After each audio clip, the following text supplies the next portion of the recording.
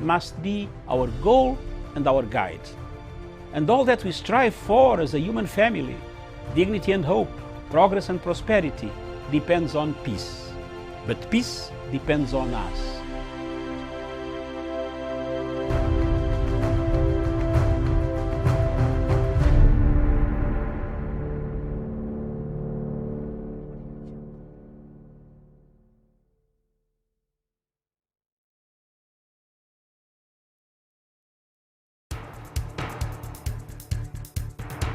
It is ridiculous and it is against the laws of nature that we can have somebody sitting pretty who takes home more money than the credible entrepreneur who is doing actual production of goods and services.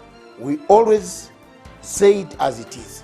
It is only in this country that when a thief is arrested, you hear elders from their tribe saying, "He is our son and he is our thief." If you are deviant Yes. and I call you leader, Yes. probably you are already a leader, but you are leading in the wrong direction. We want to see the role of the youth Yeah. in the security, Yes. governance, Yes. and development.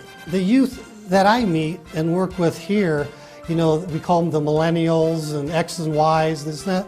They don't necessarily want to live like their fathers and grandfathers, Yes. do business like their fathers and grandfathers. They're more independent, they're better educated, and they're the ones that are making everything move in this region.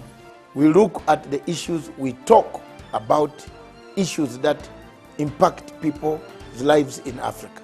The African peoples themselves continue to cheer bad leaders, and because they cheer them on, they continue to be misled. Let me ask you, doctor, would you rather be somebody who does not enjoy so much freedom but you are rich? Yes. Or you'd rather be poor who you are actually imprisoned by the poverty itself?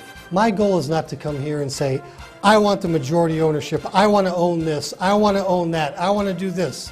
My goal is we all make money and we're all happy, and I help build a big business here. Punchline is for Africa, with Africa, from Africa.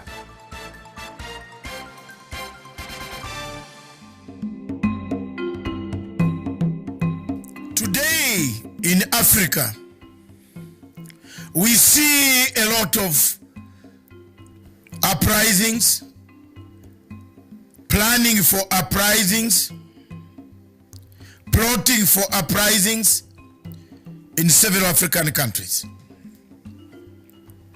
The events on the African continent, therefore, as predicted much earlier myself, in 2017, I said, before 2020, 13 African countries would have undergone either soft regime change, soft coups, or violent regime change through uprising, which now seem to be real. The signs that and symbols that we see are the real symbols and the signs that more is to come against African governments.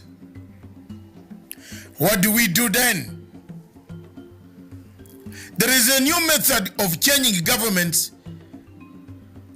strategically placed in the United States of America by George Soros. George Soros funds civil societies, civil disobedience, civil violence in Africa. It is upon you, Africans and African heads of state, wherever you are, as you convene, as you plan to convene next month or before the end of this month in Addis Ababa, to understand the magnitude of this regime change strategy. Many wars are taking place, internal strife, conflicts like the one in Cameroon, Amazonia, like the one in Biafra, Boko Haram, and then in Biafra, like the one in Libya. But the theme is the same. Regime change uprising? Is it a matter of taking over our resources? You see, the war in Congo has erupted again. Unknown militias have arrived in Congo, restarted the war, and it is going on. All these culminate to one thing. Are we ready to be independent? As I said last week, this week, are people in Africa ready to accept the results of elections? Elections everywhere in Africa are bringing the chaos we see. The people of Africa seem to be divided after elections or before elections. Is Africa ready for elections? Do we need elections in Africa? If so, are we tolerant enough to accept results? Are we ready? Which method can we use in Africa to make sure that there is hope for the countries and there is hope and the future of Africa is guaranteed? Viewers, the High Court in Malawi today or yesterday was hearing a case when the president had already been sworn in. If the president of Malawi has been sworn in, then the High Court is hearing the case. Is that not a disaster, an accident in waiting? Whether this will make us have a peaceful Africa remains to be seen. And may God help us to build a better Africa. Thank you very much.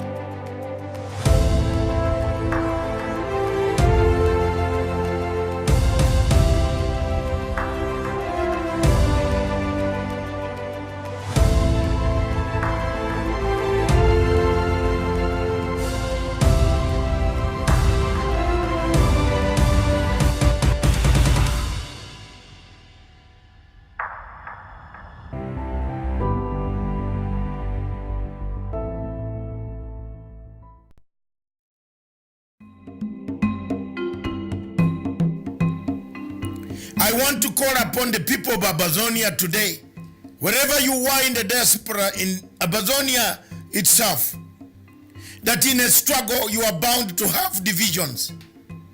But divisions should not divert you from the main focus, the main challenge. We have struggled to expose the happenings, the human rights abuses in Amazonia. The army has killed hundreds and hundreds of thousands, burnt houses of people, internet was cut off, schools were closed, dispensaries, hospitals were burnt down. Amazonians should not be intimidated by Paul Robia. It is not upon the leaders of Amazonia, because I am not from Amazonia, but I've played a pivotal role in making sure that I loud out the voices, I put out the call, I call upon AU, EU, United Nations, Human Rights Watch, Amnesty International. Many of them have listened to some of the things that I say here, and they have come at last. America, United States of America, is slowly moving towards giving the Amazonian people the dignity they deserve. I therefore call upon the leaders and the leadership of the Amazonian people to unite for a purpose. The unity of purpose is paramount as opposed to disunity, which has nothing but only produces ego that we have seen in South Sudan. What has killed South Sudan is not because they don't have the money, the minerals, the resources, is ego between Riek Machar and Salva Kiir. We would not like to see that ego come to the people of Amazonia, the leadership of Amazonia. I call upon Samuel Sako, Akanga, Miran, and Eko to unite and talk with one voice on international scene that will bring about the peace, the tranquility that you yearn for since 1961, when the resolution 1608 was abandoned by the United Nations General Assembly and Amazonia was annexed by the Cameroon government by then. I call upon you, my brothers, to pick up the unity call and free your people without disintegration. Thank you.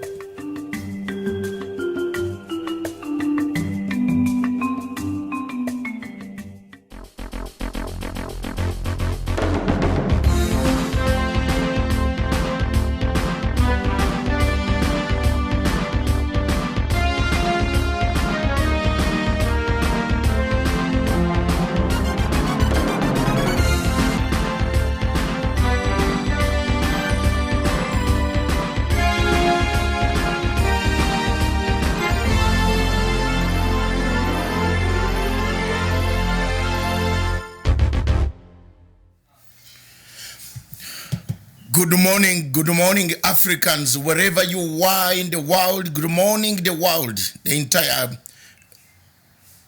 universe, wherever you are listening to us, watching us, all the way from Southern Wales, in Australia, New Zealand, China, Japan, wherever you are, Arthur, where you are, Alpha, good morning, wherever you are. Dr. Akanga, good morning, wherever you are. Derek, Sammy, Perry, good morning, wherever you are. All of you, Dr. Sako, Dr. Milan, Dr. Ayub, all of you of Cameroon, good morning. Good morning wherever you are, Africans, and in Kenya in particular, good morning. Thank you very much for watching us. As I said, I don't watch AFCOM, but I hear the results of AFCOM were very interesting, and the Uganda played very well, I'm told.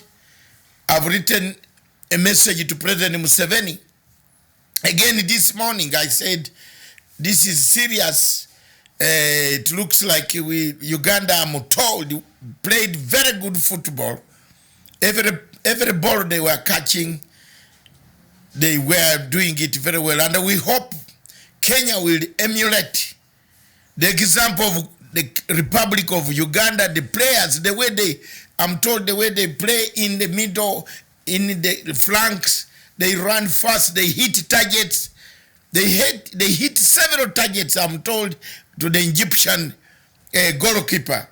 Thank you very much, those in Cairo. Thank you for supporting the Republic of Uganda. Today, this afternoon, this evening, we shall support Kenya against Senegal. It's a tough match, but we shall go through. East Africans always wanted that cup. We've wanted that cup. Kenya will prevail. Elsewhere, viewers, this morning we have several topics that we want to touch on: politics, economy, corruption, news headlines in Kenya.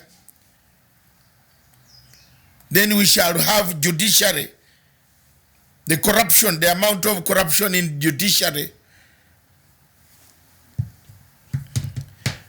which leads us to whatever we are seeing today. The courts still have a problem to decide on the destiny of the people of Kenya. And we are looking at the judiciary of Republic of Kenya. The incompetency of my namesake, Dr. Maraga, has led to the war on corruption to slow down. Is it his problem? Is it the law? We shall look at that. We shall also look at the fake documents and the fake letters that have created tension for the whole week.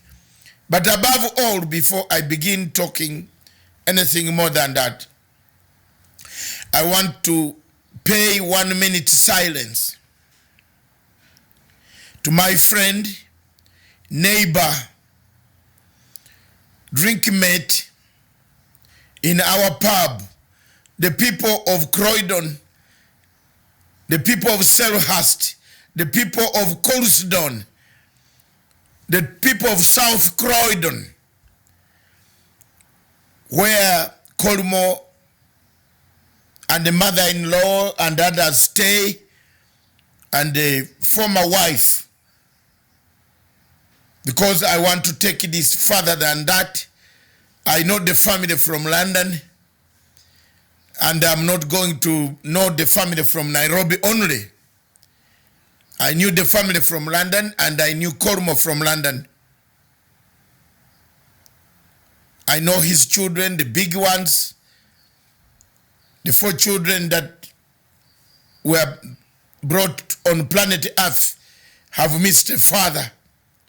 Therefore, as we talk about the history of Bob Colimo, there are most of us who know, who have played football, who have gone to Selhurst Golf Club, we have gone to Selhurst, Orpington, all these places, in the Lion Club pub, members of the Lion pub, in Selhurst Lion pub, where all of us used to meet at times to discuss. At that time, I did not know that Bob Colimo would be the general manager of Safaricom.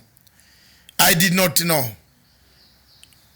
When he came here 9 years ago, Bob Colimo continued his good work, his sense of humor, his sense of dedication, sense of transparency. Sense is a man you cannot corrupt. This was a man you can't say, I was a great friend of Bob. I knew him from London. He goes to the same hospital like I go, Mayday Hospital in Croydon. We lived it, but I never went for a day. For even one day, I never tried to go to Safaricom to secure a contract. I am telling you that most of the people in Africa are going to laugh at me, or they will laugh at me when they hear I never went to his office for even a day to secure any contract dubiously or anything to do with, because whenever we meet, I used to tell him, you know, look here, my brother, I'll not come to the office. I'll rather not have, we rather have go back and drink a pinter at the Lions pub in Colston.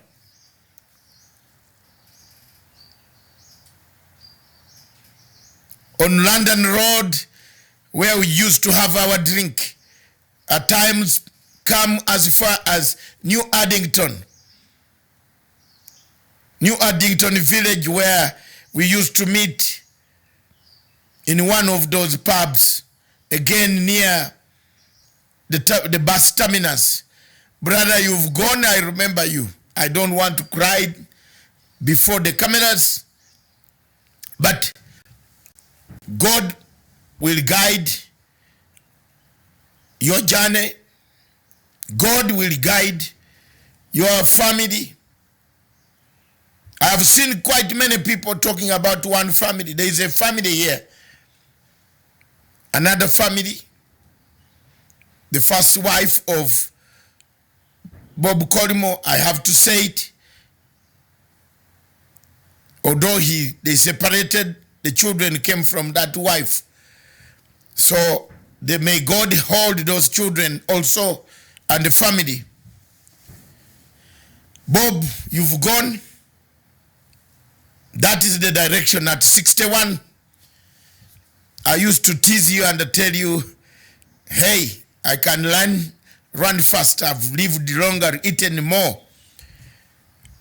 But the boys at Selhurst, boys will not forget about you. The boys at Selhurst will remember you. The entire Croydon in London will remember you. The entire Borough will remember you. The entire fraternity of the people of Kenya, those who have interacted with you, who don't know that type of background, where you came from, and where you studied, where you enjoyed, where you played golf in Selsdon Golf Club, and other clubs that you were helping to bring up. Your spirit of sports, music, jazz band, which you encouraged me all the time to attend most of the jazz bands.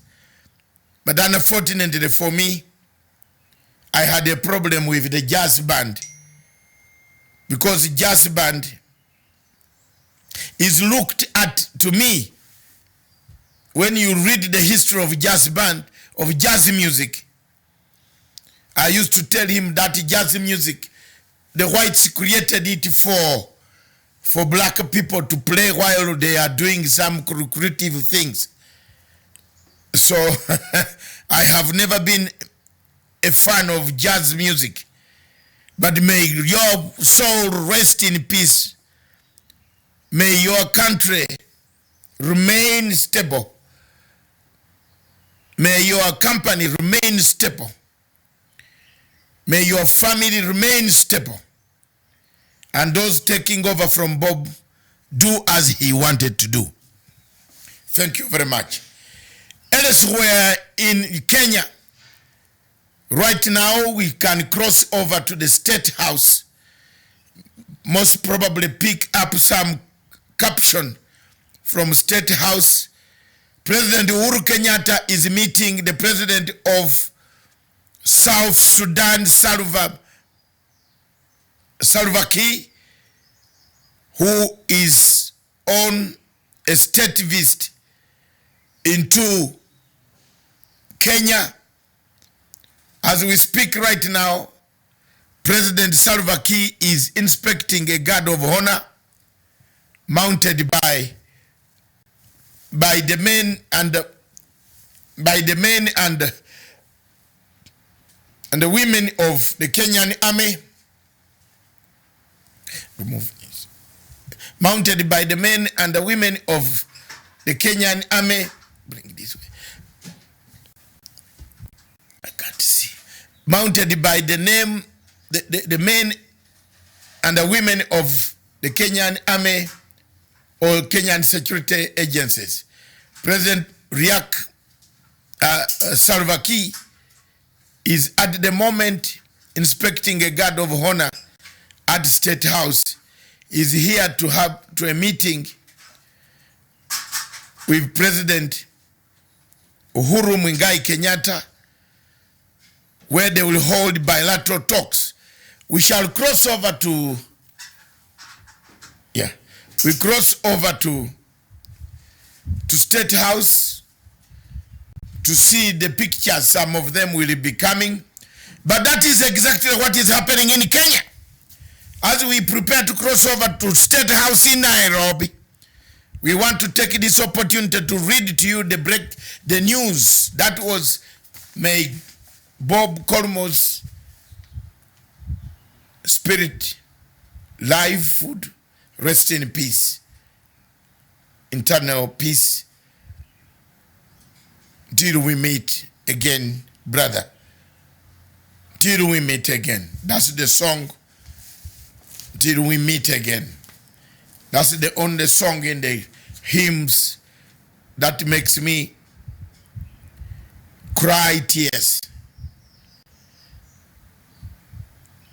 Till we meet again, brother, go ye, go ye, go ye. Some of us will take your examples. Stand by your children wherever they are. Go ye, go ye. The Daily Nation in Kenya says how uchumi bought Amerand from Moi. Diversionary tactics. Again, as I said, people in this country pay for newspapers to publish headlines. Editors don't work independently in some of these newspapers. But I thank you very much. We look at that story to divert us from the main attention, the attention now, which took the whole week. This is now the whole story for the whole week. That's the Daily Nation. And on top, in the right-hand side, MPs seek justice for victims of right abuses brought by the woman representative of UG, which is one of the counties in Kenya, where most of the violence seem to have erupted from, and abuses, human rights abuses, torture, and whatever it is. Thank you very much, Madam Shore. Then on the top hand side of the Daily Nation, Raila takes war to the Ruto turf. That is the politics of Kenya right now, where yesterday the issue of dams, dam money, and dam things, all these issues were brought to our attention. These dams, I don't know what the Kenyans watch and listen. I have always told you these dams will not, there is no money there. Forget about the dam money. 7 billion, 21 million, they have eaten it. This was just posturing around to tell people the money is there. It's not there. Because these dams, they waited for this budget in order to increase more money, and they said this is the money, it was there covered. But this dam money went a long time ago. They have used it to do some other things. So Kenyans, let's begin another story. Those dams, if they ever come up, it will be a miracle. So the ODM brigade was there yesterday. I don't want to say more than that because my role is not politics. Today, my role is I want developmental to keep the legacy of President Uhuru Kenyatta. But what kills the legacy is that type of corruption. The amount of corruption, the amount of deceit, the amount of diversionary issues is what is causing a lot of discomfort. And when you look at the story inside, you find yourself solace. But there's something very strange. The judge said top hopefuls give views on 10. Justice Lesit wants to become a member of the appeal court. Nzioka Waita has come out as himself writing. Other people should be writing for him, but he has come out writing, so that is okay. Deploy some other people to write. It will be seen still as delivery. Thank you very much, Nzioka. That's very good. And then we have the MCAs and the governor having a fight.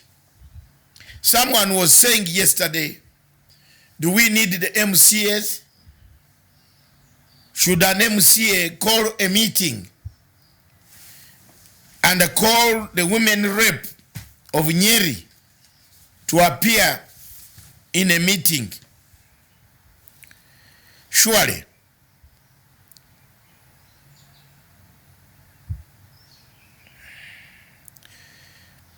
the governor of the Star newspaper singles out the governor and the governor of Turkana.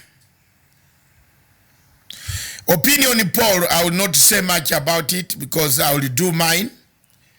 Majority of the Kenyans say budget unveiled by Rotich doesn't adequately address concerns. I agree with that.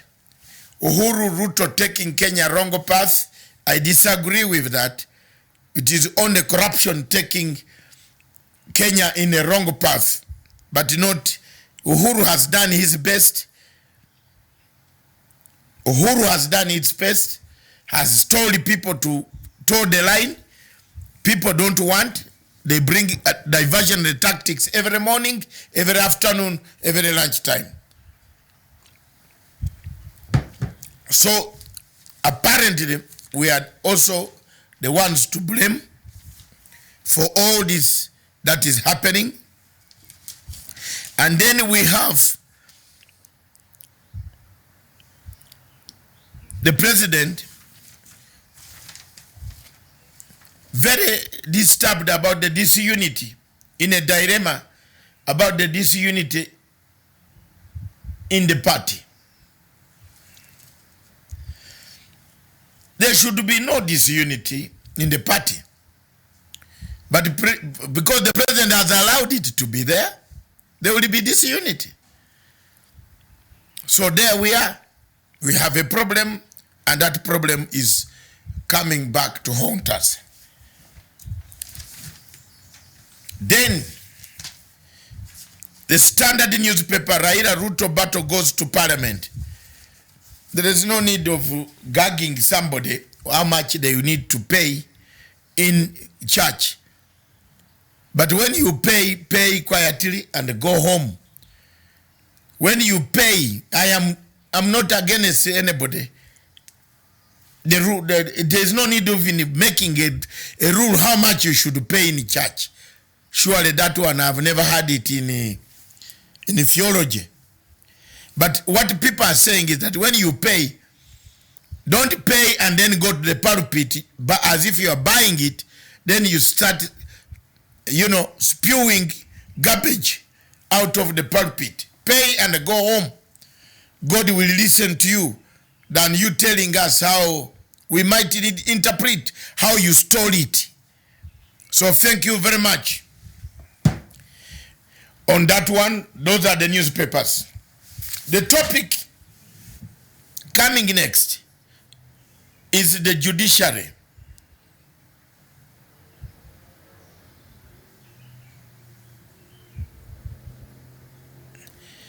Is the judiciary of Kenya.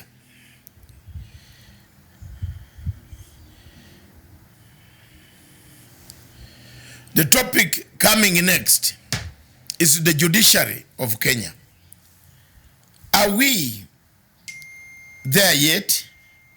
Have we gone to the woods yet? Are we in trouble yet? What's the problem?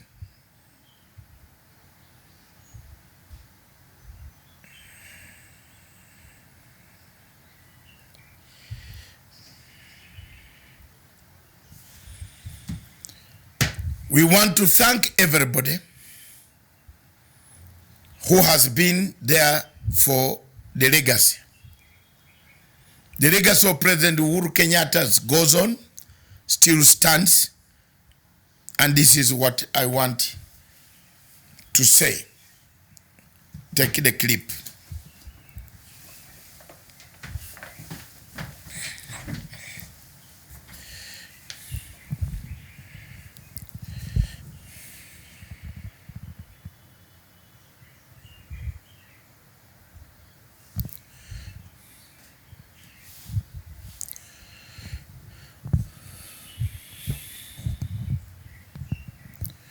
Thank you very much, viewers.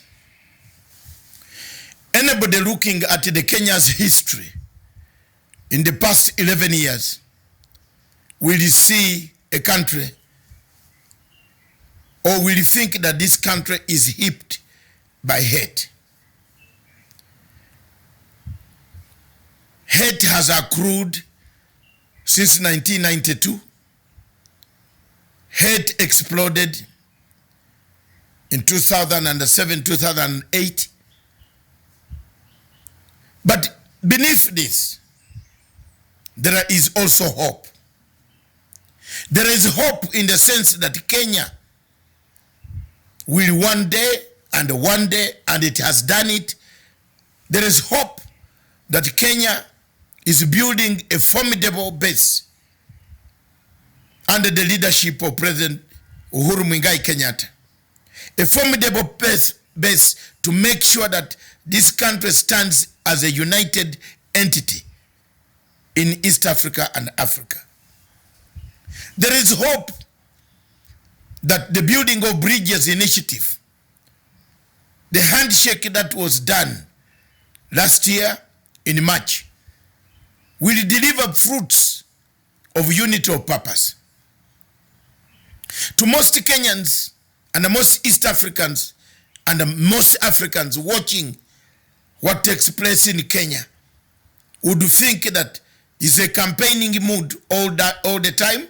There is an election taking place today or tomorrow or in 2 months. To the contrary, the election is in 2022 or 2022.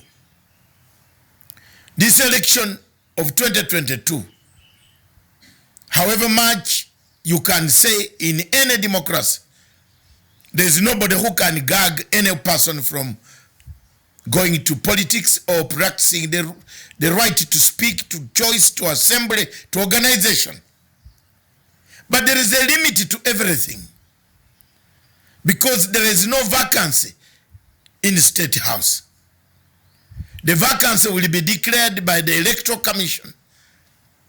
The vacancy will be declared by dissolving the parliament when time comes in 2022.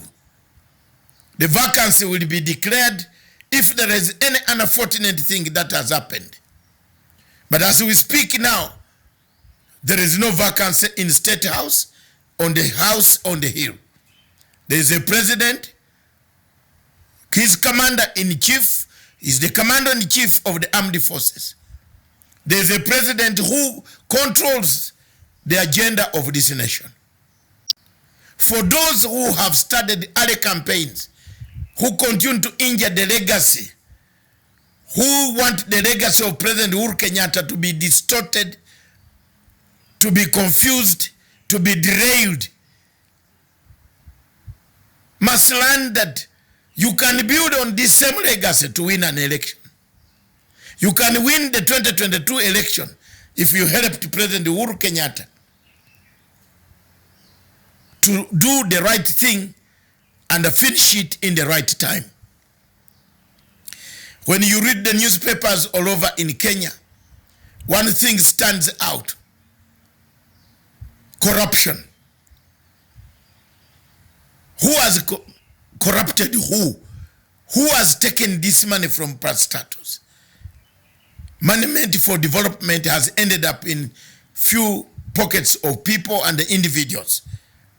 Individuals have enriched themselves, but then they turn around and they say, we have been gagged from politics of 2022. It is up to you Kenyans to decide whether you want to support your president. If you want the votes in 2022, the president and his achievements will just deliver you to State House without even further and huge campaigns. Research and search your souls to find out why the president of Republic of Kenya is not very happy with the early campaigns that seem to be tearing this country to pieces. Thank you. Let me take a break, and when I come back, it is 11:41 East African Standard Time, which is 9:41 in Berlin. I'll return to the subject of Zimbabwe.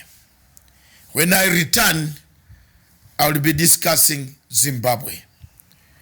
The topic on Zimbabwe. And I remember, we have Miriam coming for the Diaspora Dispatches, which will include African news headlines, all the news headlines in Bazonia, Morocco, Egypt, AFCOM, German football, where Paris, people are playing football in Paris, but unfortunately they are women, they have not been noticed. We have only noticed men's football in Cairo. Miriam will be coming, and Trump walking over for the first time, being the first president of the United States to walk in no man's land across to North Korea. Miriam will come back, bounce back.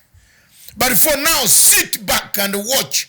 I'm coming back on a topical issue. The topical issue of Good Morning.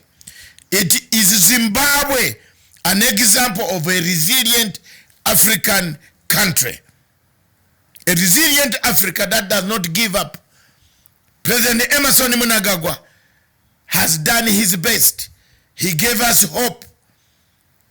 Are we resilient? Yes. The people of Zimbabwe are resilient, and they will deliver. One day it will come and it will wake up, and it will be part and parcel of the system of Africa we want. Don't go away. Let's take a break of 2 minutes. Thank you very much, viewers. One of the problems, the obstacles that Kenya faces emanates from structural challenges, obstacles. From 2012, I have been singing in this country, telling people that Kenya faces structural obstacles, challenges that make it difficult, duplicate the jobs. For example, the structures of civil service, the structures of the workforce of the government is overburdened with wage bill. The product of the structures or obstacles of structural challenges bring about wage bill. The ballooning wage bill is as a result of duplicity of much of what we do. For example, you find two PSs in one ministry running and doing the same job. We find ballooned ministries doing the same job. Yet a lean government would have solved the same problem and cost little money. The obstacles that we find are the ones that are bringing us a ballooned type of budget that we saw yesterday. Almost a quarter of 2/3 of the money generated in a recurrent budget expenditure is on wages. Is it the time for the government to cut down on the higher number of employees? Mr. Speaker, in the coming financial year, we expect revenue, including A&A, of 2.1 trillion. Expenditure and net lending are projected at 2.8 trillion, leaving a fiscal deficit, including grants, of 6 or 7.8 billion. In relation to GDP, this deficit translates to 5.6%, a decline from 6.8% in this financial year and 7.4% last financial year. Take Rwanda, for example, whose budget is in a few billions. It has over 9,000 workers. The whole Rwanda has 9,000 workers, civil servants, compared to 230,000 or more above that Kenyan civil service. Most of the work in Rwanda is done on e-commerce and on e-tender and on e-something, electronic. You can apply for tender while you are in London and you are awarded the tender while you are in Singapore. Is that what we want in Africa? Yes, it cuts down the ballooning of the wages that have actually made our budgets bigger, unmanageable, threatening the local populace, giving more anguish, more pain for the citizens of this country to carry the burden of an inflated budget. A recurrent expenditure budget. There is nothing new that has not been seen already. How Africa can do change from this is an example coming from Rwanda. Thank you.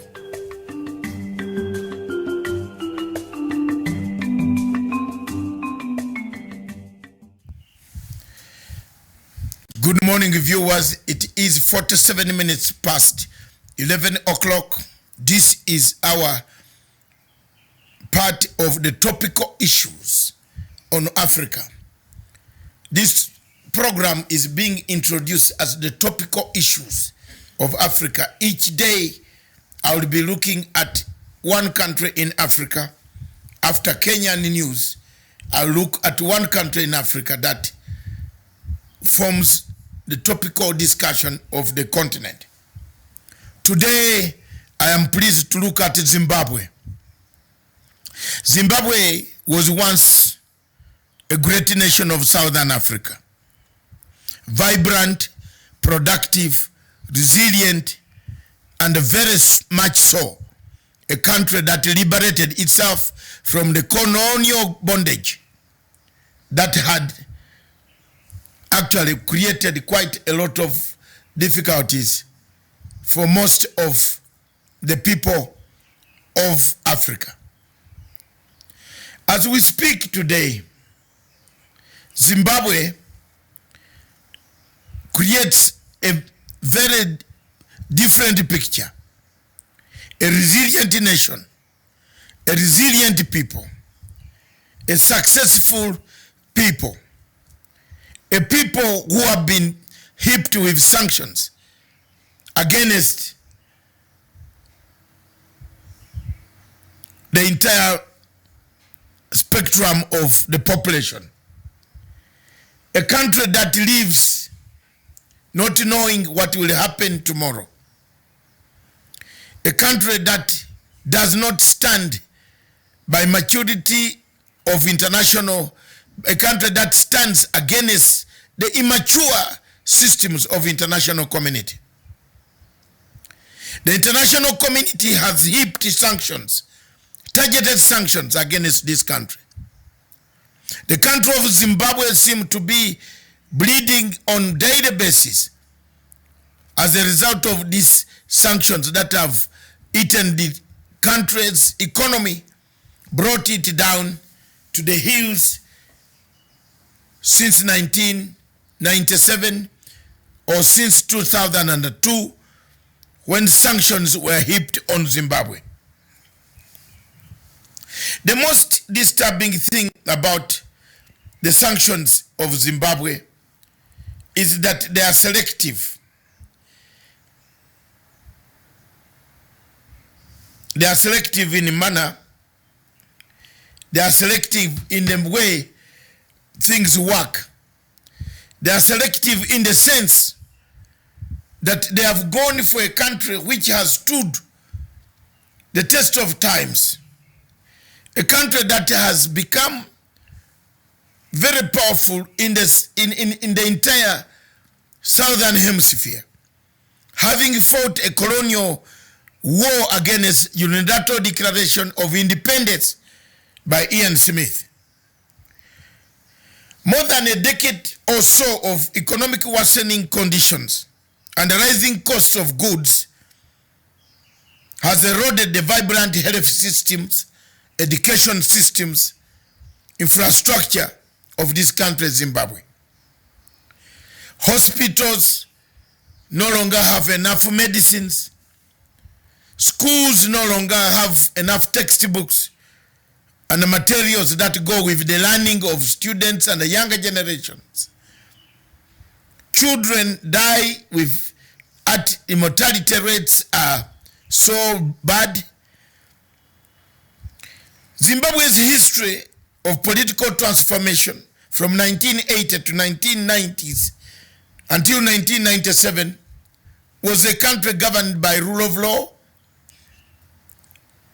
was a country that did the first non-racial society, was a country that brought about the peaceful transition from the white minority regime to the black majority regime. I know there are many people in Africa who think it was South Africa that brought the rainbow country. But I want to remind my comrades and fellow Africans that it was Zimbabwe and President Robert Mugabe, the former president of Zimbabwe, who brought the first handshake, the first dialogue, the first inclusive government on this African continent. He invited Ian Smith, together the former Rhodesians, to join his new government, build a new Zimbabwe under a non-racial government of Robert Mugabe by then a prime minister.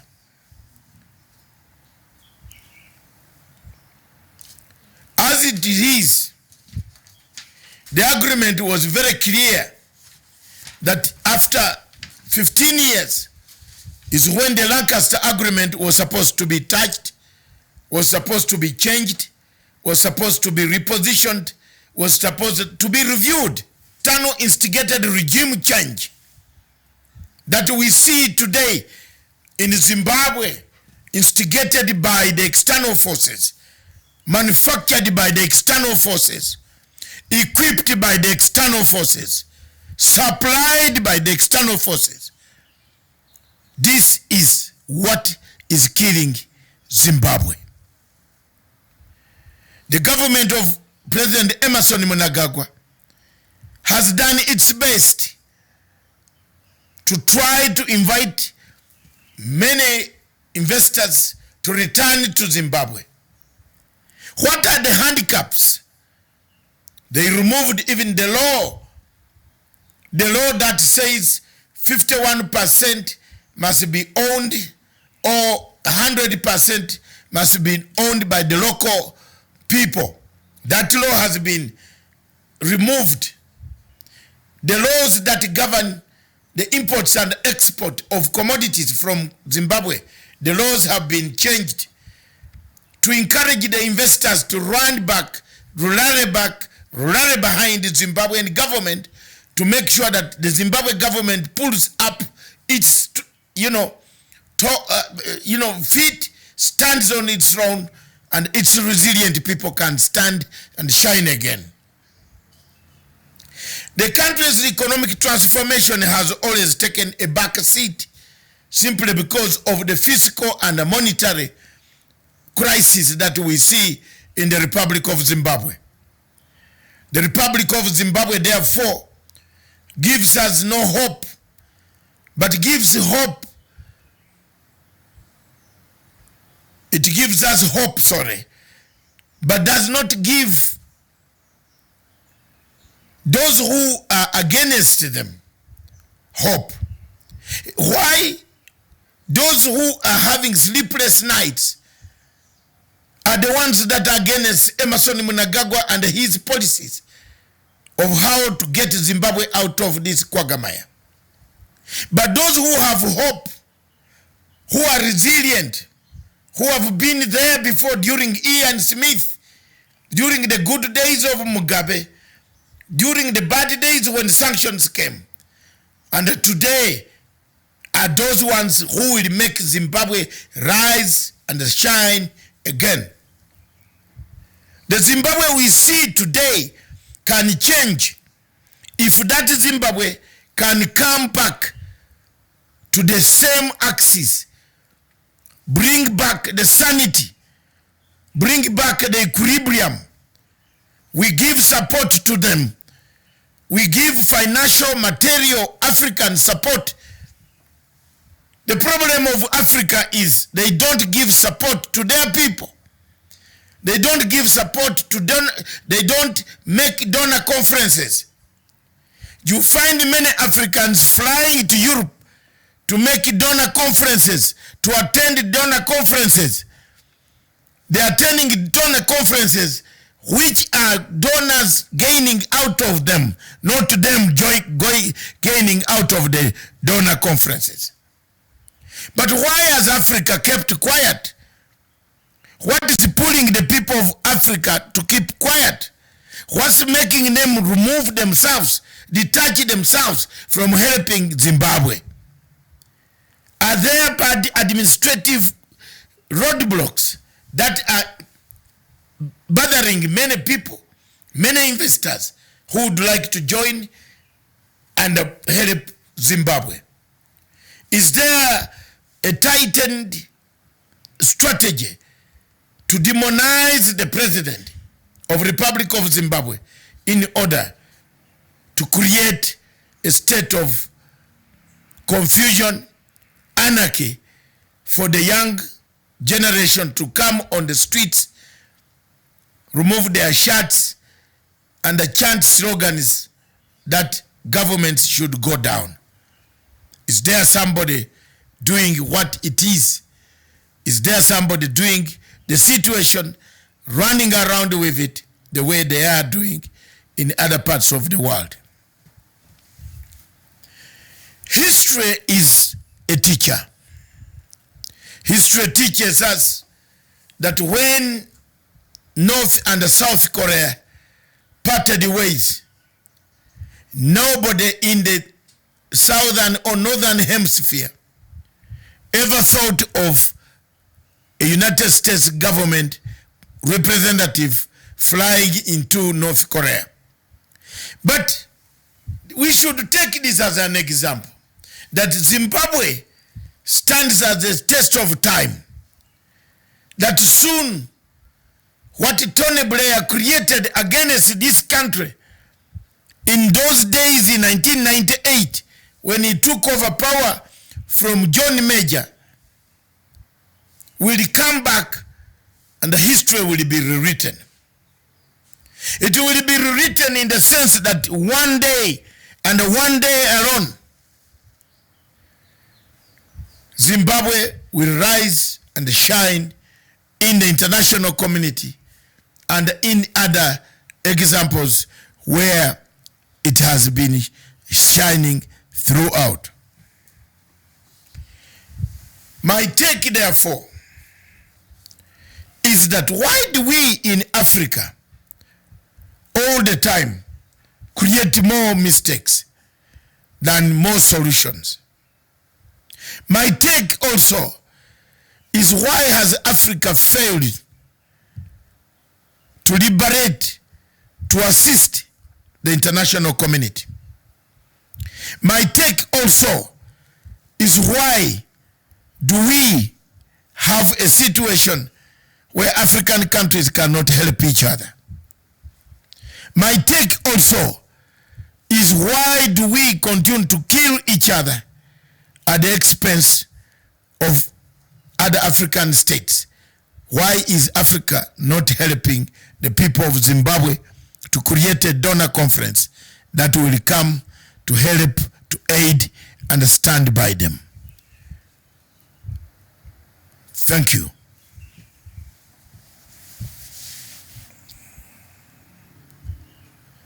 I now take this opportunity to say it is 10, which is 12 midday in East Africa, and it is 10 o'clock in Berlin, where our satellite is. We might be experiencing some difficulties in our internet, but in case you see the Facebook is not working, you run to YouTube or Twitter handle, or our Twitter handle. It will have all our broadcasts that you listen to us. I want to take this opportunity now to take a break, and when we come back, we shall introduce the Diaspora Dispatches officially, headed by Miriam, who will be taking us through up to the top of the hour. Thank you.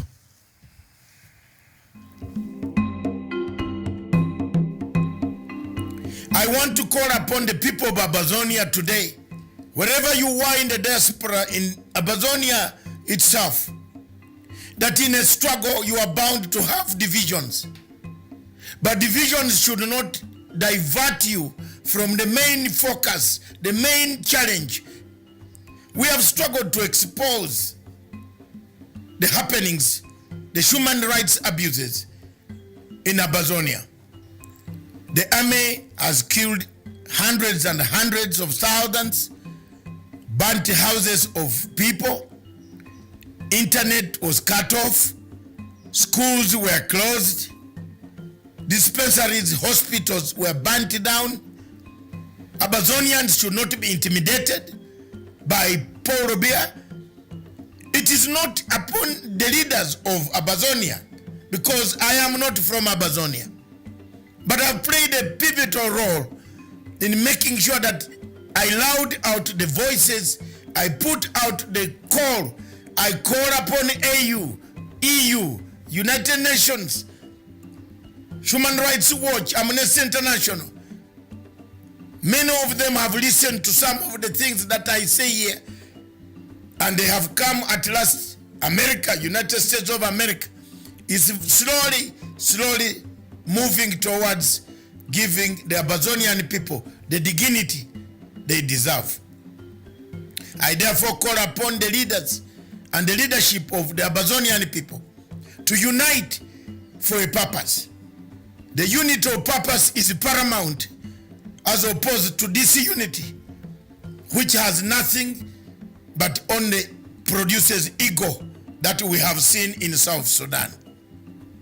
What has killed South Sudan is not because they don't have the money, the minerals, the resources, is ego between Riek Machar and Salva Kiir. We would not like to see that ego come to the people of Amazonia, the leadership of Amazonia. I call upon Samuel Sako, Akanga, Milan, and Eko to unite and talk with one voice on international scene that will bring about the peace, the tranquility that you yearn for since 1961, when the resolution 1608 was abandoned by the United Nations General Assembly and Amazonia was annexed by the Cameroon government by then. I call upon you, my brothers, to pick up the unity call and free your people without disintegration. Thank you.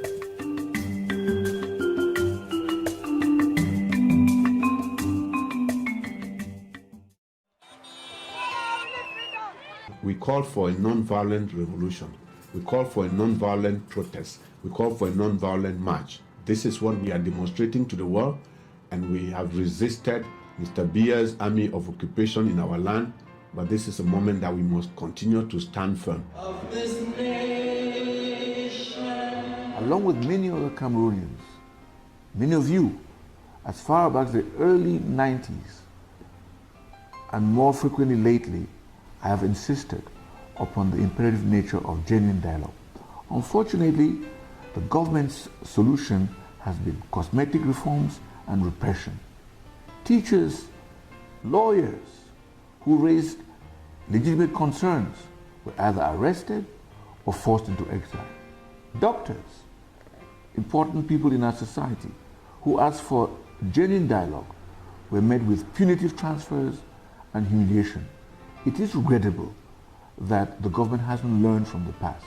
We are Amazoners. We don't need anything again. The only solution to the matter is let the government solve this problem by giving our independent freedom. We have a territory of our own. We recognize international boundaries. We have a language. We have a culture. We have our own laws. We have everything that is required by international standards to be a people and a nation and a state. The UN must give us this right. We as a people, we have the right to self-determination, and we are determined to go our separate ways. The people of the Southern Cameroons have suffered under the brutal regime of the annexationists, La République du Cameroun. We have suffered for 56 years, and we finally decided that enough is enough. I think dialogue is the main solution, because the use of military has never been a solution to a problem concerning this kind of issues. So the government of Cameroon has to dialogue with the Anglophone regions to come to a compromise and let this problem be solved.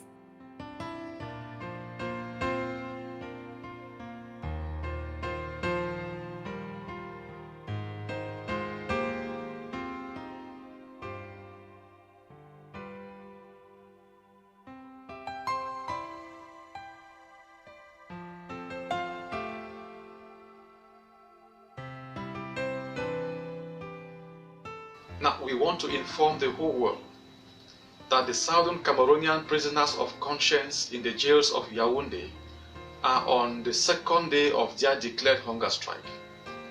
Now, we want the entire world to know, because we are convinced that the regime in Yaoundé will be indifferent until they begin to die.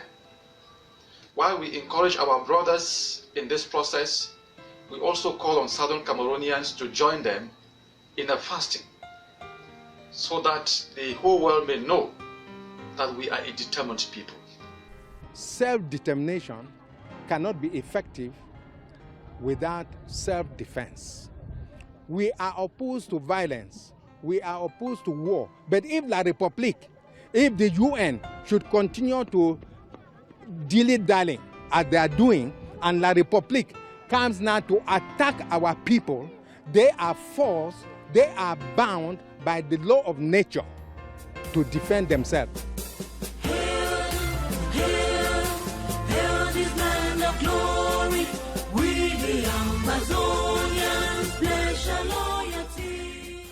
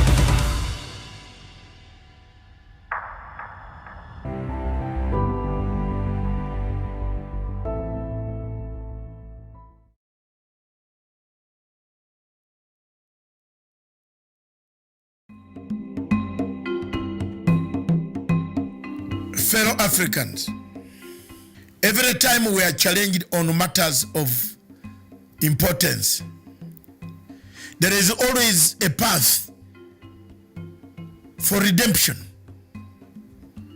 The only thing that Kenya needs at the moment is redemption. It's a redemption strategy that can create a coexistence of all the people, all the tribes, all regions, and all shades of opinions. Challenges come at an hour where a country is on a test. Test runs are always the most crucial points. That's where experiments collapse. Kenya is not an experiment. Kenya is a nation that has existed for 56 years.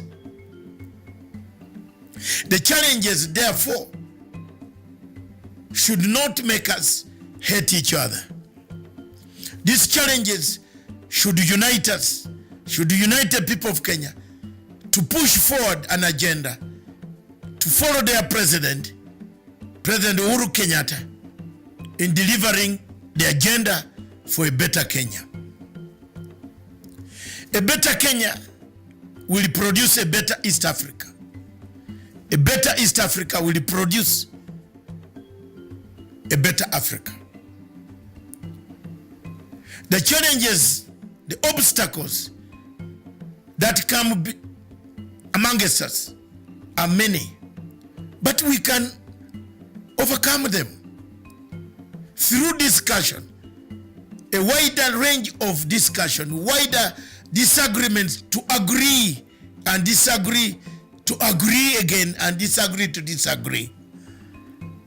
But we should not form clubs, units, militias, hatred of that nature that can take us to the history. Germany today is Germany because it doesn't want to go to the path of the history. Germany goes to the path of development. Over 70 years ago, Germany was at war with the entire world. Today, it is on the path of resolving some of the problems that come. I want us to stand in the place of Germany and look forward and backwards. See what we can do here, but not yearn for what is in Rome. What is in Rome is safeguarded, but in Sicily, which is Kenya, we need to build a foundation for the younger generation that we are going to live here today. The many who have no employment, the poverty, the ignorance, the diseases that kill the people of Africa. We need to find a modium of operation. Modus operandi. The only modus operandi on this is a united, peaceful Kenya. A Kenya united by values of respect and adherence to the rule of law. A Kenya without schemes of elimination or fiction of elimination or murders written by themselves. A Kenya without any hatred against the president. A Kenya that supports the constitutional roots that the 2010 constitution of yours brought. That is how Africa will rise and shine again. Thank you.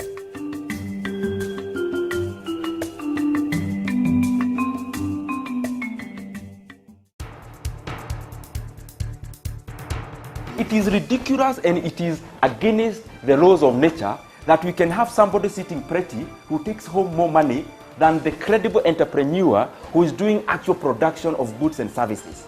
We always say it as it is. It is only in this country that when a thief is arrested, you hear elders from their tribe saying, he is our son and he is our thief. If you are deviant Yes. and I call you leader, probably you are already a leader, but you are leading in the wrong direction. We want to see the role of the youth Yeah. in the security, Yes. governance, Yes.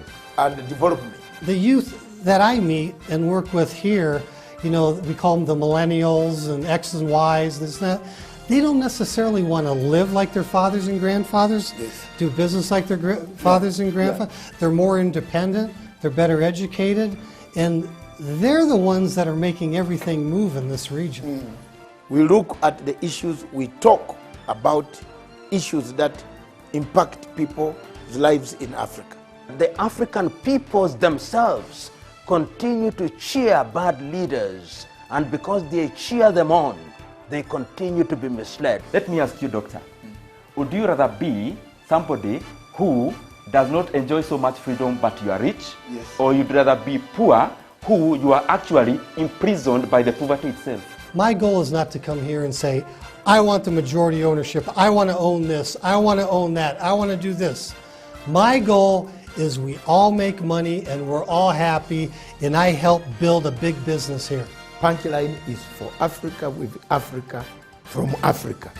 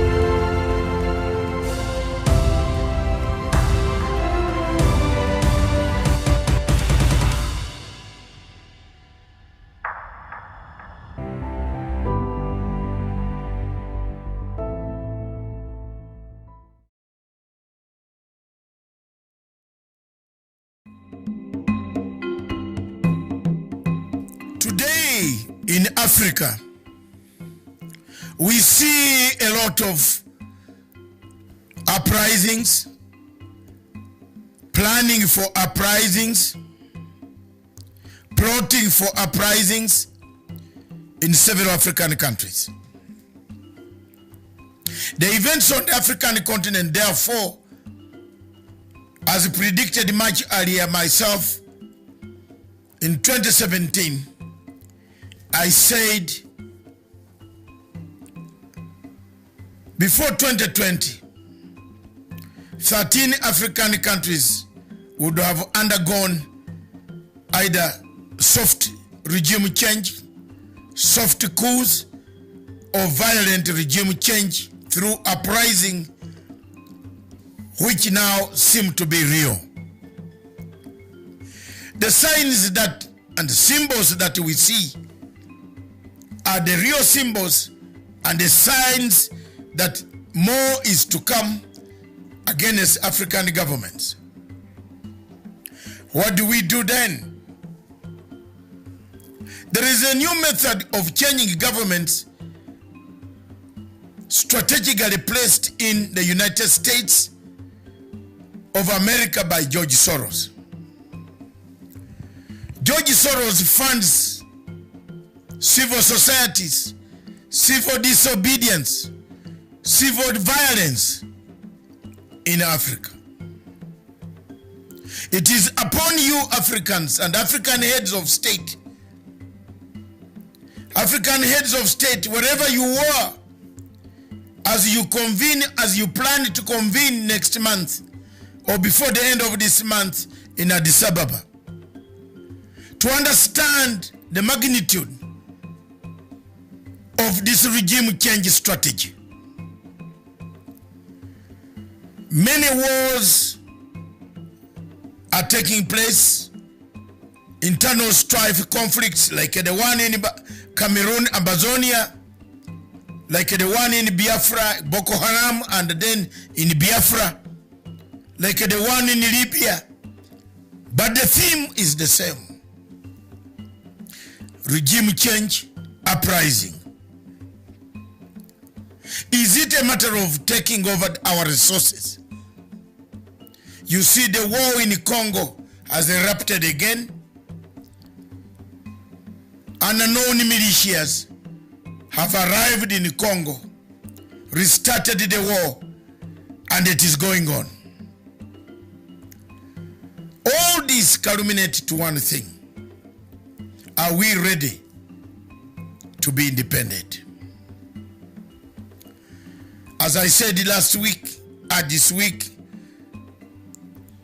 are people in Africa ready to accept the results of elections? Elections everywhere in Africa are bringing the chaos we see. The people of Africa seem to be divided after elections or before elections. Is Africa ready for elections? Do we need elections in Africa? If so, are we tolerant enough to accept results? Are we ready? Which method can we use in Africa to make sure that there is hope for the countries and there is hope and the future of Africa is guaranteed? Viewers, the High Court in Malawi today or yesterday was hearing a case when the president had already been sworn in. If the president of Malawi has been sworn in, then the High Court is hearing the case. Is that not a disaster, an accident in waiting? Whether this will make us have a peaceful Africa remains to be seen. And may God help us to build a better Africa. Thank you very much.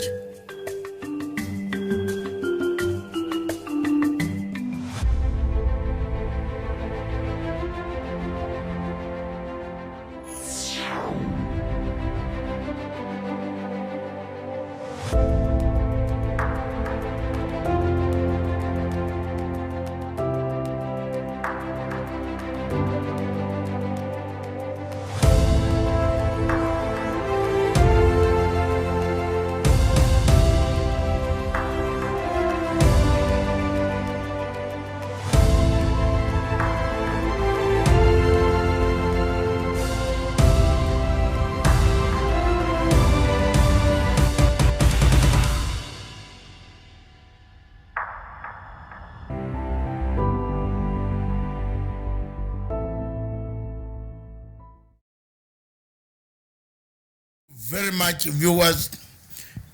I now want to thank you very much and introduce the Diaspora Dispatches headed by Miriam Ogutu. This is your show.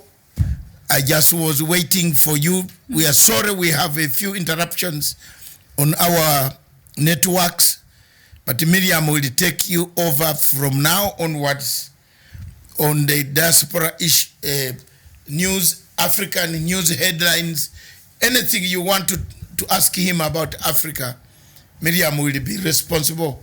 And if there is any expert who would like to join in the debate and discuss African news on any angle, I will come in once in a while to help on issues.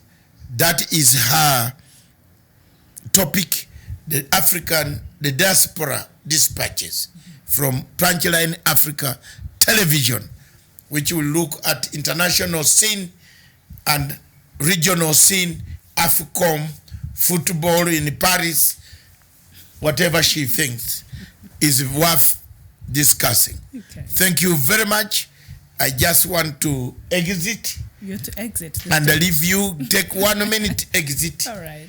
And then you can take care of the rest. But before you exit, you've done a great job for the first an hour. That's really excellent. So it has been disturbed by internet, but I hope we need to straighten up internet facilities so that our satellite can pick us. But we are still on the satellite. Yes. The satellite has been picking us throughout, continue picking us through the German satellite. We are still on it, and that is all right. Miriam, there you are. Take over. I want to pack my things and go and the ship. Just take a break. Take a break. All right, and we're going to take a break. I'll see you later at 3 p.m. in the People's Court. Well, we're having People's Court today. Yes, I will have several topics lined up. I think there are many things that we have not exhausted, including why Total Oil should be branding our football. And you did not say it right. You're supposed to say it as Total AFCON. So the football in Africa is called Total AFCON. Yes. 66 years of independence, Africa still has Total AFCON. Yes, as the main sponsor. Oh my God. Yes. I want to pack and leave ship and leave Miriam to organize herself with all African headlines that include international and regional news, and you enjoy her voice, enjoy her. If there's anything that you want to ask her, she's ready, she's able to do it. Okay. Thank you. Let's take a break. Over to you, Miriam. All right, thank you so much. We'll be right back. Please don't go too far.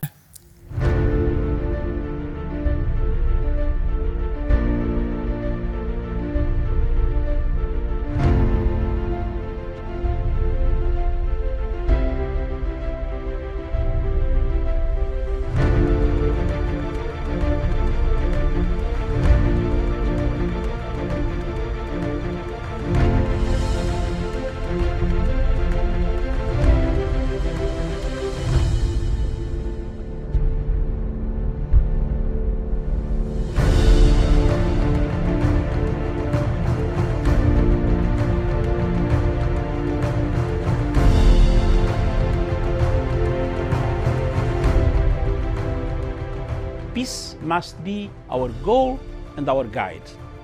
And all that we strive for as a human family, dignity and hope, progress and prosperity, depends on peace. But peace depends on us.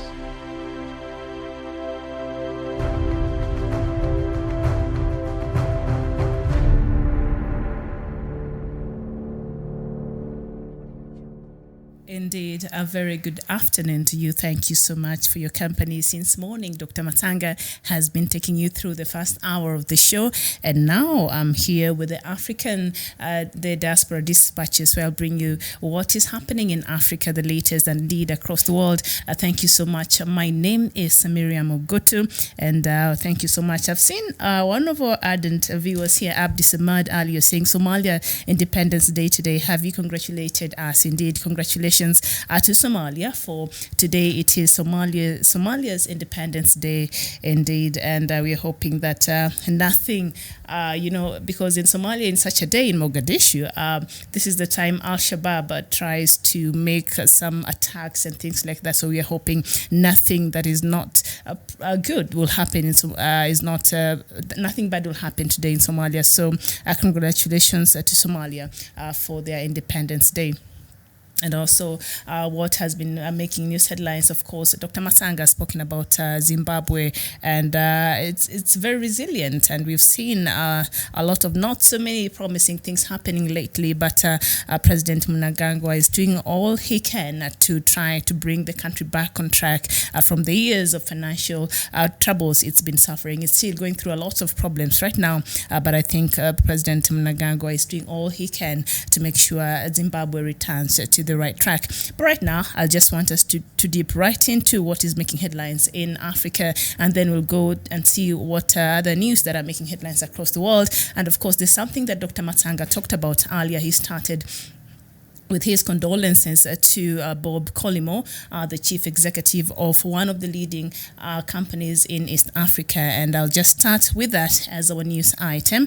And of course, in Kenya, Bob Collymore, the chief executive of East Africa's most successful company, Safaricom, has died. The company has announced in a brief statement. The Kenya company said he died of a cancer on Monday morning at his home. He was receiving treatment since then, but in recent weeks, his condition worsened. Mr. Collymore became Safaricom's chief executive in 2010 and helped maintain the company as the regional leader in mobile services, including the payment of systems M-Pesa.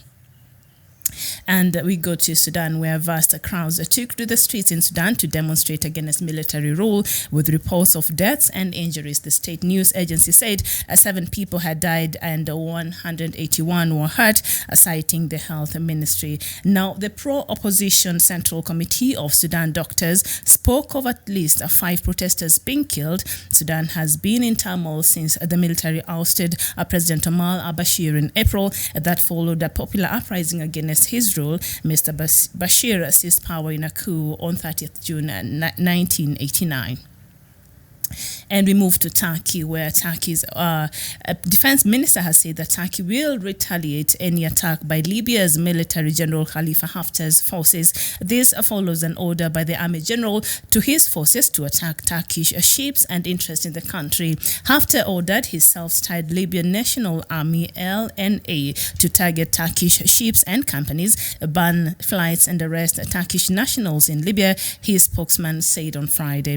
The LNA, which holds eastern Libya and much of the country's south, launched an offensive to take the capital in early April.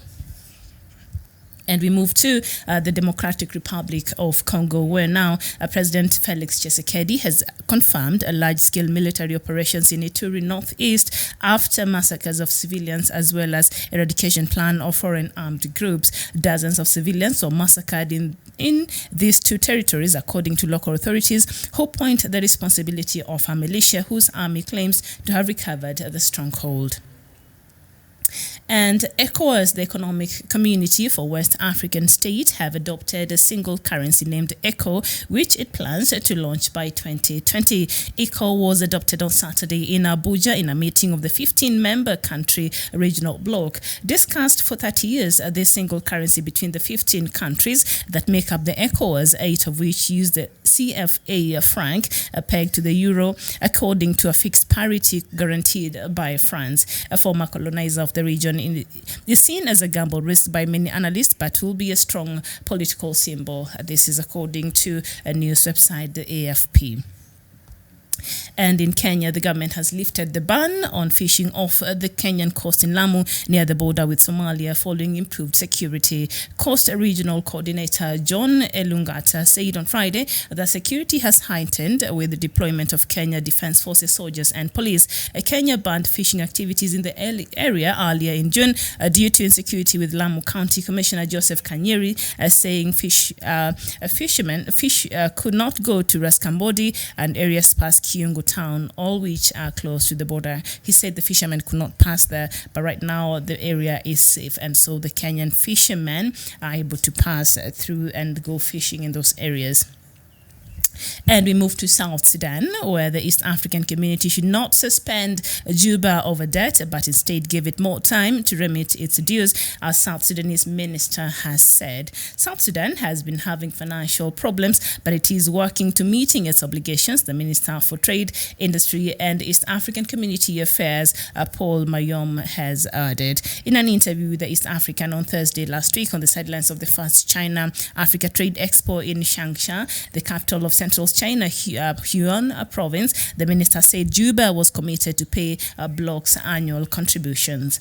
And still in South Sudan, and of course Dr. Matanga talked about this earlier on the first hour, President Salva Kiir is now in Nairobi today for bilateral talks with Kenyan President Uhuru Kenyatta. Kiir, who is accompanied by a delegation from South Sudan, was received by President Uhuru at State House, where he was accorded full state reception honors. The two leaders will lead their respective delegations in bilateral talks before conducting a joint press briefing.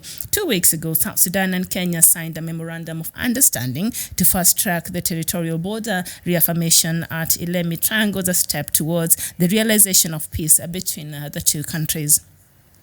And we move to Zimbabwe, where some Zimbabweans without proper documentation were denied entry into Zambia last week, as the neighboring reacted to the confiscation of maize by Zimbabwean authorities following the introduction of statutory instrument 145 that gives the Grain Marketing Board the sole right to buy and sell maize. Many Zimbabweans also flocked to Zambia in order to receive cheaper health care. But last week, some Zimbabweans were denied entry in Zambia, where they wanted medical attention at Mutendere Mission Hospital following the confiscation of maize destined to Zambia by Zimbabwe authorities who wanted to make the law work. So Zimbabwe seems to be having another serious problem there with its close neighbor Zambia, and we will just look at that in detail. And we move to Nigeria, where the authorities in Nigeria's Lagos state are searching for survivors after a boat with at least 17 people on board capsized on Saturday night. In a statement, they say they suspect that it is capsized due to overloading, adding that the vessel was overturned by the heavy current. The passenger boat had been traveling from Ajah on Lagos Island to Ikorodu on the mainland when the incident happened. And then we go to Togo, where Togo held its first local election in 32 years on Sunday, during which one family has ruled the West African nation, with some opposition parties taking part after boycotting last year's parliamentary polls. Some 8,000 police and security forces were deployed across the country as voters elected more than 1,500 local councillors for the first time in a generation. The elections came 2 months after Togo's parliament approved a constitutional change allowing President Faure Gnassingbé to run 2 more times and potentially remain in post until 2030. Gnassingbé took power in 2005 after succeeding his father, Gnassingbé Eyadema, who seized control of the tiny country of 8 million in a coup in 1967, 7 years after its independence. And we move to Rwanda, where Rwanda on Friday rolled out the East African Community electronic passport in an effort to boost a faster border clearance, as well as part of a wider regional strategy to enhance integration. Rwanda now joins other East Africa Community states, Uganda, Kenya, and Tanzania, that have already issued the electronic passport for their citizens. The move follows a directive by East Africa Community Heads of State in March 2016 to adopt the new generation passports and phase out national documents. The new e-passport replaces the existing national document and set to be phased out by June 2021. According to immigration officials, the e-passport is more secure as it features a microchip, making it tamper-proof.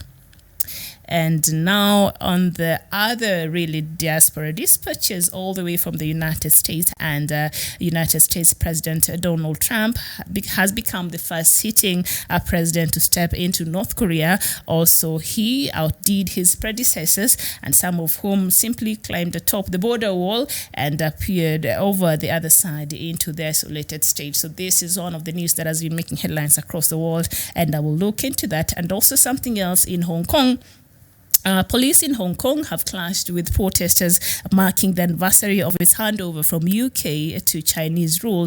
In a chaotic scene today, police used pepper spray and batons to contain protesters outside a venue hosting an annual flag-raising ceremony. A small group of protesters also smashed into the government buildings, and this is the latest in a series of protests against a controversial bill that would allow extraditions to mainland China. If you have been watching the international news, the streets of Hong Kong have been marked with a lot of protests, and of course they're protesting against a law that will allow anybody that has done wrong in Hong Kong to be extradited to China. And you know, Hong Kong, we'll talk about it. Let me just leave it there. But let's just first start with what is making headlines in Africa this morning. And indeed, it is a very good afternoon to you. Sorry, it is about 38 minutes past, 12 here in Nairobi. And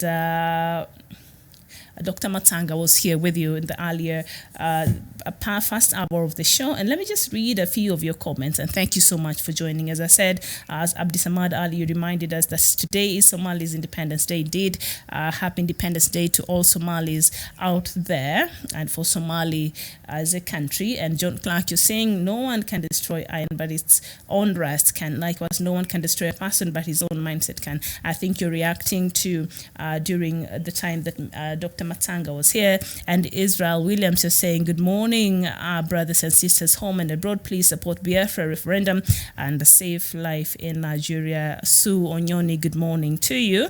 And Emmanuel Nyakonda, you're saying Nangagwans can't do it alone. He is illegitimate. So those are your sentiments. And indeed, Dr. Matanga was here earlier and he talked about Zimbabwe.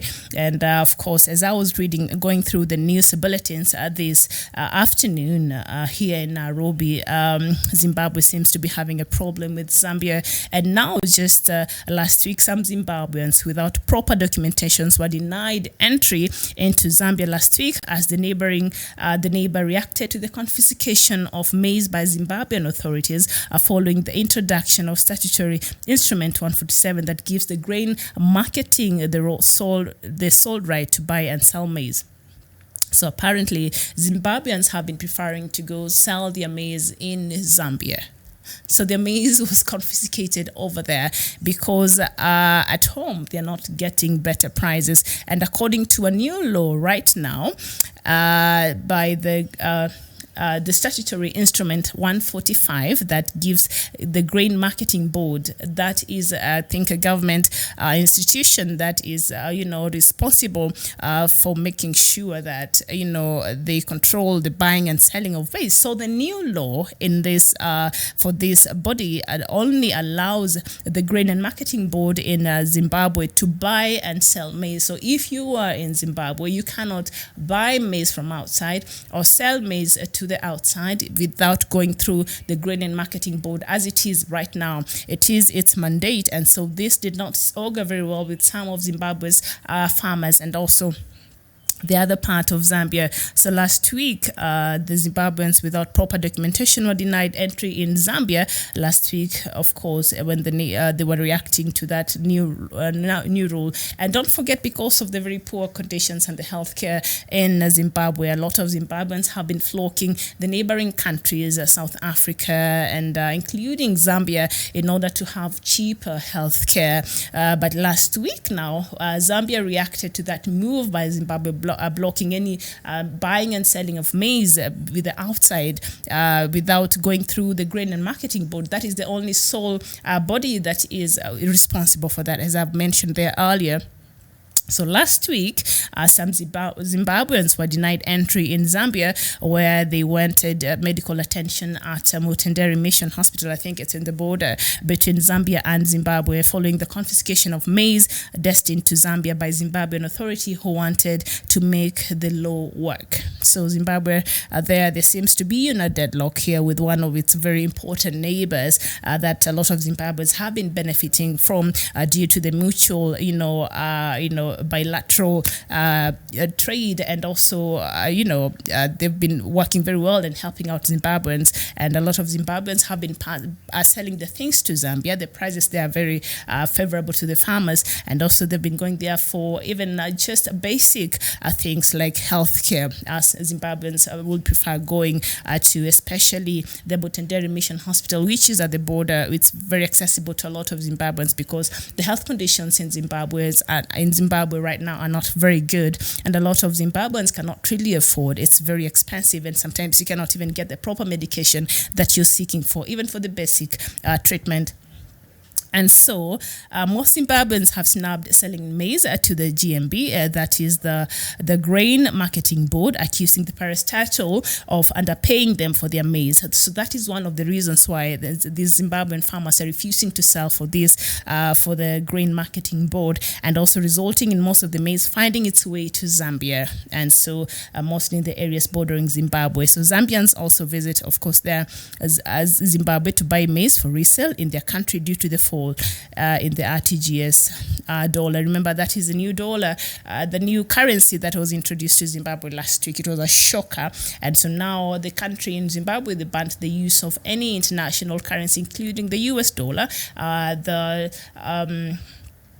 the South African money as well, and other currencies that were accepted legally in Zimbabwe. The government banned that last week, and so now they're using the RTGS dollar there, that is the Zimbabwean, as they work through having a stable currency over there. Remember, Zimbabwean currency was rendered useless years ago due to hyperinflation that really affected that economy. So there you go. But after the introduction of the new law, Zimbabwe started confiscating, the maize destined for Zambia, triggering a war with Zambians, retaliating by denying Zimbabweans without proper documentation entry into their country. It seems as though it's the same problem that is happening, although a bit different with Uganda and Rwanda. It's been a back and forth. You wonder what really is. So now here is another problem for Zimbabweans, as now it's not only the government that might lose out on the revenue, but also local Zimbabweans will get affected by this move, seeing that they go to Zambia to access even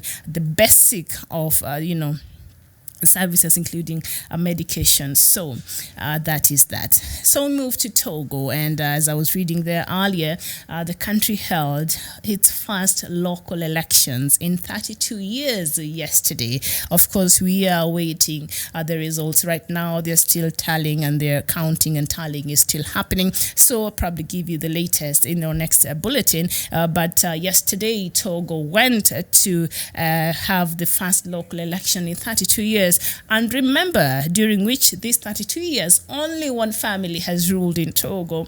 And Togo is a country that right now is just a ticking time bomb. There have been a lot of protests in the streets there. And every time, I think there's one of our viewers from Togo who has been writing and asking and wanting us to talk about Togo. But the thing with Togo is the information coming from that country is very limited. I think it's the government has really control even in its media networks, and international media is not really allowed to access a lot of information from Togo. So it's been very difficult to get any new developments from Togo. But of course, yesterday they had their first election in 32 years. And in these 32 years, only one family has ruled this West African nation, with now some opposition parties taking part after boycotting last year's parliamentary elections. This year was the council's election. Last year, there was a lot of protest and chaos in the streets in Togo there because opposition were really protesting against they did not feel the elections were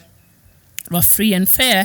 And so this becomes the first in 32 years. And as I said, in 32 years of these countries after gaining independence, the president now, his father, Gnasibe Eyadema was the first president, and who seized control of this tiny nation 8 years in a coup in 1967. Actually, he came to power through a coup, after, seizing 7 years after the country's independence in 1967. And so since then, his son took over in 2005. The now President Faure Gnasibe, succeeded power in 2005 after succeeding his father, Gnasibe Eyadema, who seized control of this country that has 8 million people. So now, I think Togolese have had it, and we can see by how last year they protested the parliamentary polls, and of course this year, for the first time, they were having the local elections. They're known as the council elections. So let's see, they're still counting, and there are over more than 1,500 local councillors who were elected for the first time. And the country democracy is non-existent. We will not even get into it, and so I'll bring you the latest in what is happening now. The counting of the votes is happening and the tallying, and so we'll bring you the results as we receive it. But 32 years, just one family, leading a country, and that has been the case also with which is this country? I've just forgotten it. But when I remember, I'll tell you. Also, the father died and the son took over, and there has been some turmoil. And at the beginning of this year, there was an attempted coup. I'm forgetting it. It's slipping through my head, but I'll remember it. I'll tell you. So, democracy in Africa is such a facade. It's interesting how a lot of these African countries are led. And now we move to Rwanda, where there have been some new developments. And Rwanda on Friday last week rolled out the East African Community electronic passport in an effort to boost a faster border clearance, as well as a part of a wider regional strategy to enhance integration. Now, Rwanda now joins other East African states like Kenya, Uganda, and Tanzania that have already issued the electronic passport for their citizens. So this, it is said, will allow very easy movements. And of course, according to the Henley Passport Index 2019, the Kenyan passport was ranked the most powerful in the East African region at position 72, globally, followed by Tanzania's at position 73. Uganda comes at position 76. Rwanda's passport is at position 84, and Burundi at position 92, and South Sudan's at 97. Now, citizens from the region can only enter a maximum of 71 countries under a visa-free regime, while those from, say, Japan or Singapore or South Korea, which have the most powerful passports, can enter up to 190 countries without paying for a visa. So these are the countries that Kenya you can access, and according to that index, the more powerful you are, I think the more people from those countries, like when you're coming from Japan, Singapore, or South Korea, you have 190 countries that you can go to without applying for a visa. That would be wonderful. I hope we get there someday. So, of course, in East Africa region, Kenya happens to have one of the most powerful passports, leading at 72nd position. That is globally. So that is a good news there.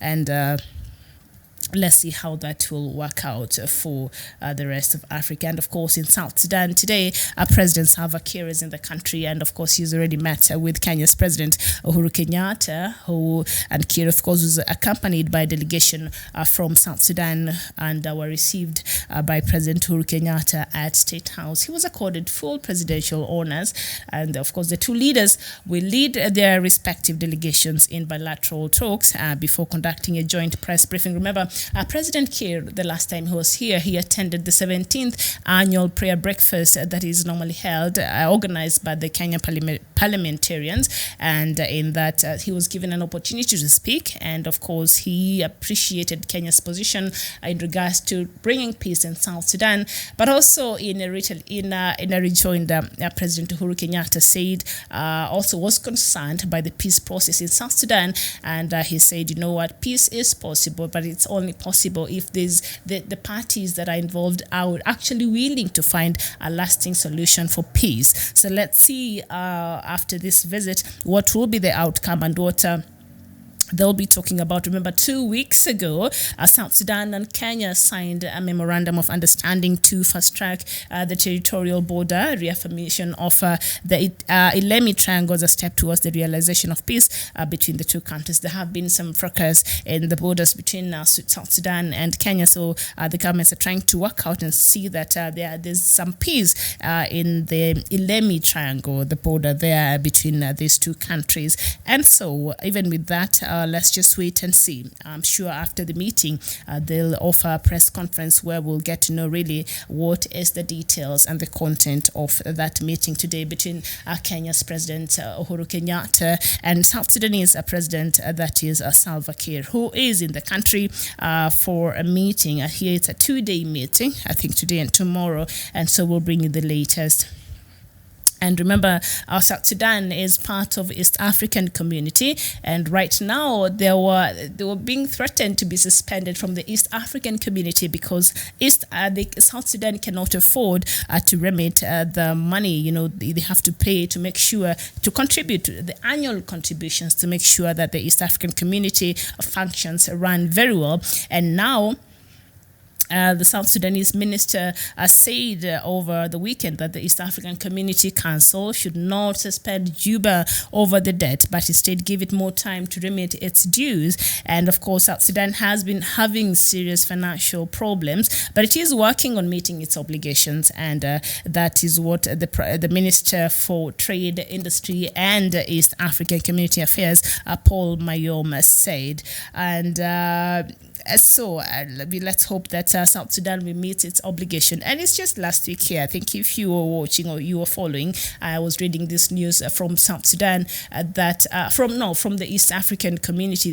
Its headquarters is in Arusha, Tanzania, and there has been, according to a recent audit report, misappropriation of funds. I can't remember exactly in terms of, but it was a lot of money. I don't want to give wrong figures. I'll check that and maybe I'll confirm within the next bulletin. But a lot of money was lost that cannot be accounted for. And so when a country like South Sudan cannot remit its annual contribution, and yet those who are remitting their contribution, the money is being mismanaged, there's something wrong with how we do our things, especially here in Africa, and just to come down to East Africa. So anyway, South Sudan is hoping that the bloc will not suspend it over the debt that it owes the East Africa Community bloc, and I hope that works out. Remember the row between Kenya and Somalia, and of course there has been some concern in regards to security over the border there at the coast, and so now the government has lifted a ban on the fishing off the Kenyan coast in Lamu near the border with Somalia following improved security. So Kenya has sent its security forces over there, and now fishermen are told they can actually go ahead and continue with their fishing activities there.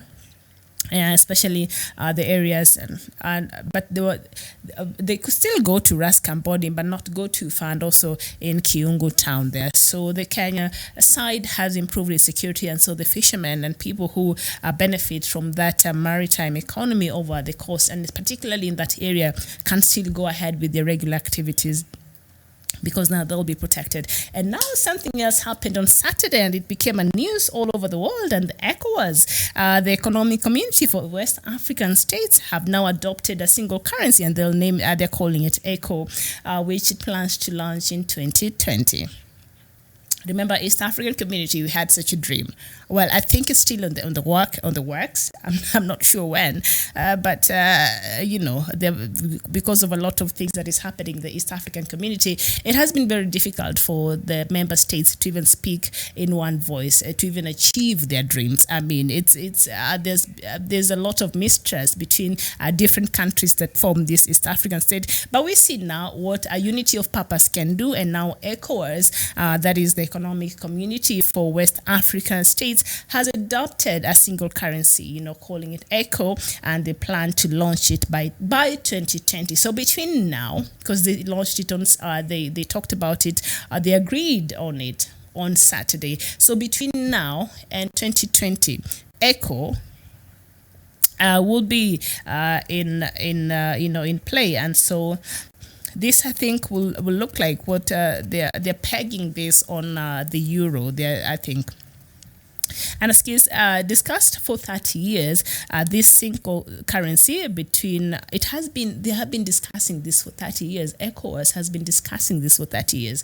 Look at how long it has taken. So maybe there's still some hope in the East African community and the progress that we want and the things that we want to achieve. So it took the East African community for the Economic Community for West Africa, that is ECOWAS, 30 years to finally come to an agreement to have a single currency, and this single currency is between 15 countries that make up the ECOWAS, 8 of which use the CFA franc, which is pegged to the euro according to a fixed parity guaranteed by France. So France, we talk much about France here, but now you can see, even the monies, the 15 countries, a lot of which is still pegged on euro according to a fixed parity guaranteed by France.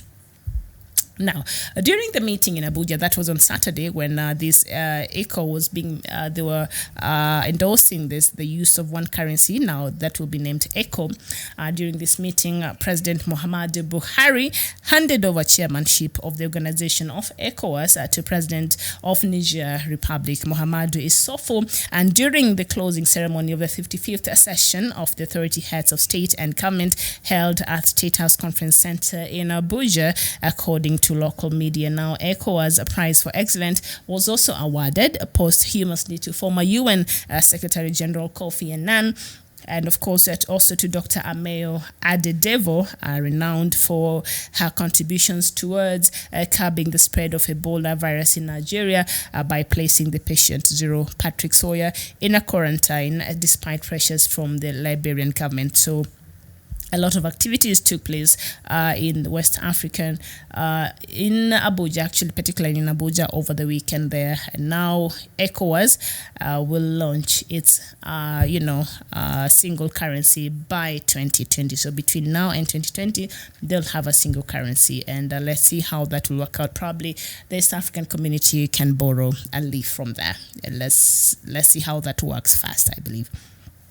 And now in a Democratic Republic of Congo, President Felix Tshisekedi has confirmed large-scale military operations in Ituri. Remember, there has been a lot of killings between two communities there in Ituri, the northeastern part of Congo, and it has been a problem. And now President Tshisekedi came out and said he's sending there the military. Dozens of civilians right now have been massacred in these two territories, according to local authorities, who point a responsibility of a militia whose army claims to have recovered the stronghold. Now, Uganda is struggling to contain the number of refugees coming into the country since the beginning of the month, and following resurgence of violence in pockets of Democratic Republic of Congo. The UN agency gave a report over the weekend And there are now 7,500 Congolese refugees that have arrived in Uganda. So you see now Uganda is shouldering that problem from DR Congo, because when such a thing is happening in a country, it's not just that country that is affected.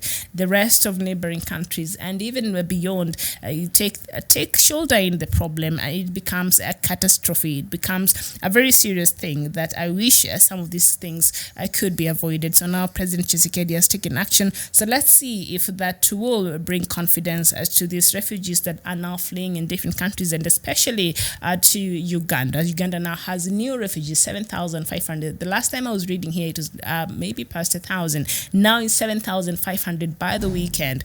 And so we see how now that might affect even Uganda, even in regards to insecurity and its economy. So we hope that a DRC can really contain that before it completely gets out of hand and plunges this country into another civil war. Remember, it's still recovering from years of war, and so we're just praying that this one does not escalate to a level where now even UN peacekeepers must be involved. So we hope that President Tshisekedi's move to bring in the army will quell the tensions in that area. And also another simmering problem in Libya. And remember last week, Haftar ordered his self-styled Libyan National Army to target Turkish ships and companies, ban flights, and arrest Turkish nationals in Libya, his spokesperson said on Friday. And the LNA, which holds eastern Libya and much of the country's south, launched an offensive to take the capital in early April. Now, for the strong man from the east of the country, he claims Ankara is backing his rivals. So according to Haftar, he's saying that Turkey is involved in backing his rivals. And on Friday evening, his spokesperson, of course, came out and said that Turkish ships and sort of the arms that were the government of national unity were getting through Turkey, and Haftar is not very happy. And according to General Ahmed Al-Mesrin, supplies of arms, that is his spokesperson. Haftar has a spokesperson. Can you believe that? And so he's saying supplies of arms and ammunition are received by UN-backed government GNA forces via the Mediterranean. And in 2011, the UN imposed, of course, an arms embargo on Libya after the revolt that ousted President Gaddafi. So that is also a problem that is getting out of hand. And of course, for Turkey, it's very, very personal, because after the death of Mohamed Morsi last 2 weeks ago, he has not been a very happy man, and he's been attacking Egypt especially. And Egypt is working together with General Haftar. So that is also a ticking time bomb over there. And so let's see how that story continues to play out. And remember, yesterday the protesters in Sudan were not allowed to go and hold their protest, but they still went ahead anyways. And now there are reports that 7 people died and over nearly 200 got hurt. This is very serious. I remember the ruling military council and the protesters, they've not been agreeing, and talks stalled on June 3rd after that attack by the army on protesters. And since then, there have not been any talks. And Ethiopia has been trying to reach out to the military council in Sudan and try to mediate and bring peace. And of course, Sudan's ruling military council said on Friday, because it had initially refused the proposal by Ethiopia. As on Friday, the military council,